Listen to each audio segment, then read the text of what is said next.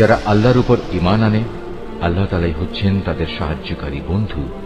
তিনি জাহেলিয়াতের অন্ধকার থেকে তাদের ঈমানের আলোতে বের করে নিয়ে আসেন। অপরদিকে যারা আল্লাহকে অস্বীকার করে, বাতিল শক্তিসমূহই হয়ে থাকে তাদের সাহায্যকারী।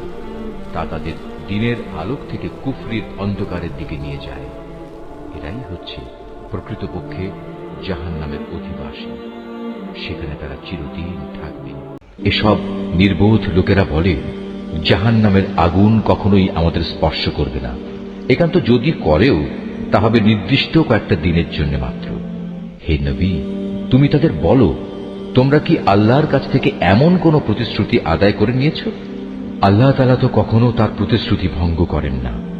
না তোমরা জেনে বুঝেই আল্লাহ তাআলা সম্পর্কে এমন সব কথা বলে বেড়াচ্ছ যা তোমরা নিজেরাই জানো না। আমাদের এই সহজ সরল বাংলা অনুবাদ কোরআন মজিদটি সংগ্রহ করতে শরীফুল আর্ট অফ নেচার পেজে মেসেজ করুন অথবা স্ক্রিনে দেওয়া নম্বরে হোয়াটসঅ্যাপে যোগাযোগ করুন। يا دعاة رب السماء يا من صنع